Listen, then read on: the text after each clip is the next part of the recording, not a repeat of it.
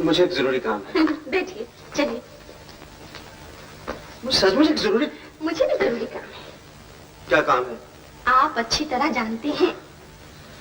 देखो भैया, अब तो बाबूजी भी घर में नहीं है। आज मुझे वो जापान वाली लड़की की कहानी सुना ही दो। वो तुम्हें कितनी दफा कहा है, ये बात झूठ है, मुझे किसी लड़की से प्यार नहीं है। मुझे सलीम भैया ने जापान से सब कुछ लिख दिया था कि वो लड़की तुम्हें बहुत प्यार करती थी। हाँ, वो लड़की मुझे प्यार करती है, पर मैं तो। मगर तुम नहीं करते थे। हाँ। कोई बात नहीं। जिस लड़की ने मेरे भैया से प्यार किया था, मैं उस लड़की की कहानी सुनना चाहती हूँ। कहाँ मिली थी, कैसे मिली थी, क्या क्या बातें करती थी।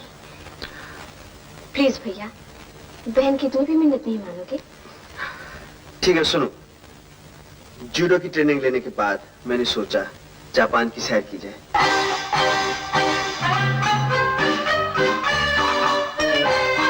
सबसे पहले टोक्यो देखा, वहां के बाजारों में घूमा, बहुत खूबसूरत लगे वहां के बाजार।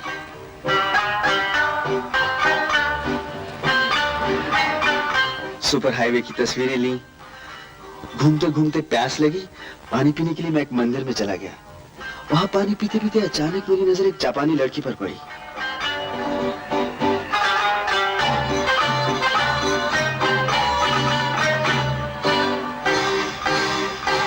वो मेरी तरफ देखकर मुस्कुरा रही थी। कुछ इस तरह मुस्कुराने लगी, मैं पानी पीना भूल गया और घबराकर वहां से भाग गया। उसके बाद मैंने जापान का टूर करने के लिए एक टूरिस्ट टिकट खरीदा। सुबह सुबह बस पर सवार होने के लिए पहुंचा तो देखता हूँ वो लड़की हमारे ग्रुप में भी शामिल है। अच्छा। और मुझे देखती फिर मुस्कुरा दी।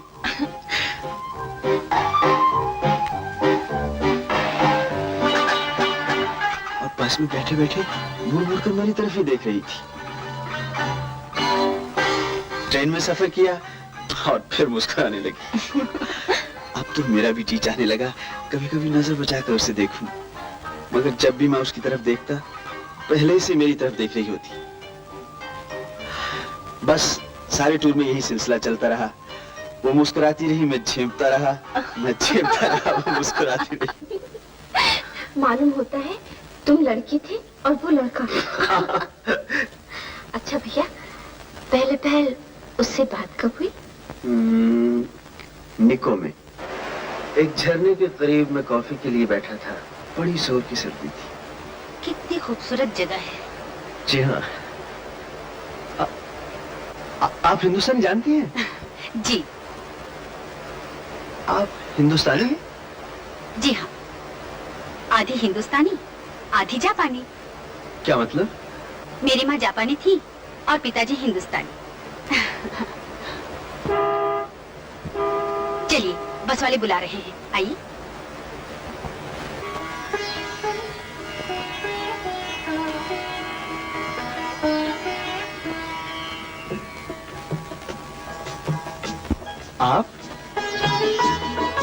आप यहाँ? मेरा नाम आप नहीं, मीनाक्षी है। मीनाक्षी मेहता। कहिए मीनाक्षी मेहता जी। आप इस तरह मुंह फुलाए फुला क्यों फिर रहे हैं?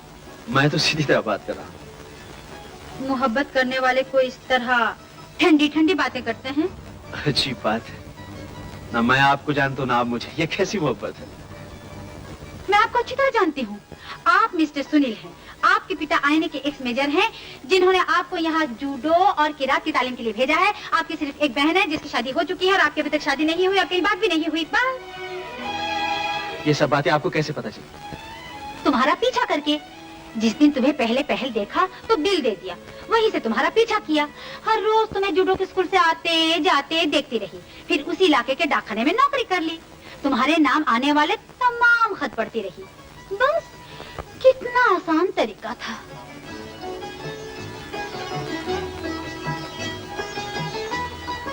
ये जासूसी आपको किसने सिखाई? मोहब्बत। अच्छा, तुम्हारे बारे में तो पता चल गया, अब मेरे बारे में सुन लो। मेरे पिताजी बिजनेस करने यहाँ आए थे, शादी करके यहीं रहने लगे। फिर मैं पैदा हो गई और मेरे पैदा होते ही दुनिया की लड़ाई छिड़ गई। आपके पैदा होते और हो भी क्या सकता था। Thank you very much for this complement. हाँ, तो उसके बाद नेताजी ने आजाद हिंद फौज बनाई मेरे पिताजी की रगों में हिंदुस्तानी खून जोश मारने लगा और आजाद हिंद फौज के झंडे तले लड़ते हुए उन्होंने अपनी जान भी दे दी। एक सच्चे देशभक्त थे आपके पिताजी। जी, और इसीलिए हमें उनकी मौत का कभी गम नहीं हुआ, बल्कि हमें इस बात का फख्र है। उन्हीं दिनों पिताजी मुझे कभी भीख मांगने वाली, कभी सब्जी बेचने वाली गरीब लड़की बनाकर दुश्मनों की फौज में भेजा करते थे, ताकि उनकी ताकत का पता चलता रहे। अब तुम ही बताओ, मैं अमेच्योर ही सही, मगर मुझे जासूस मानते हो कि नहीं? जी हाँ, मैं आपको बहुत बड़ी जासूस मानता हूँ और सलाम करता हूँ। हम तुम्हारा सलाम कबूल करते हैं, तुम हमारी मोहब्बत कबूल करो।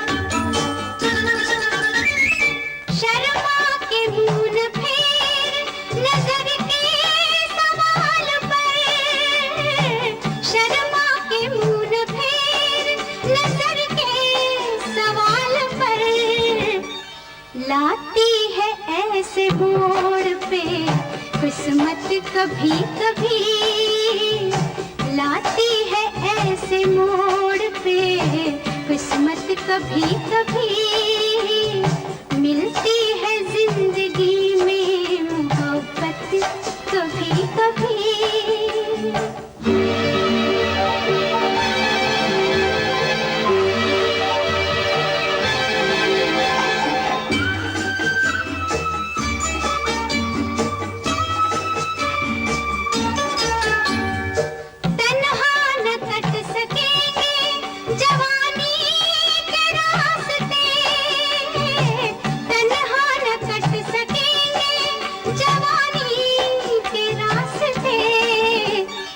पेश आएगी किसी की जरूरत, कभी कभी पेश आएगी किसी की जरूरत, कभी कभी मिलती है जिंदगी में मोहब्बत, कभी कभी।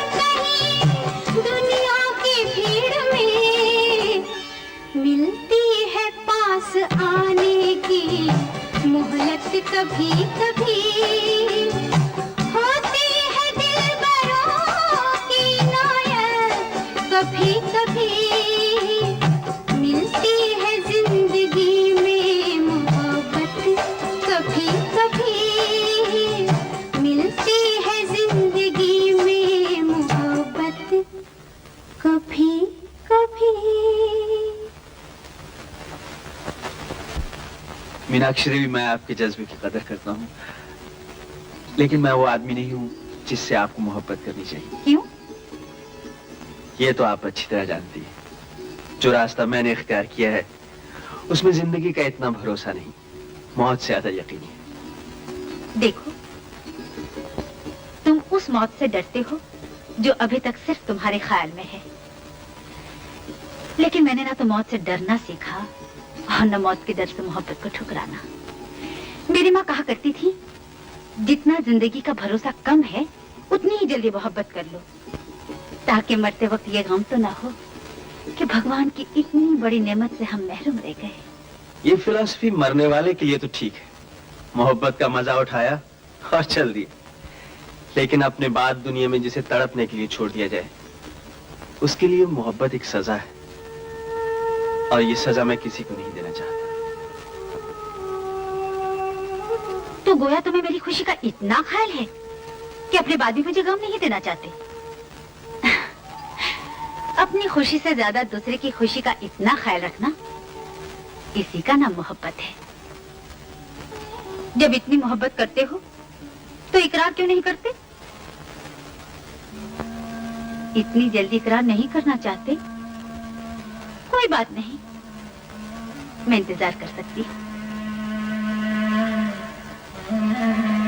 वो चली गई और मैं बहुत देर तक वहीं बैठा उस लड़की के बारे में सोचता रहा, जो आंधी की तरह आई थी और तूफान की तरह चली गई।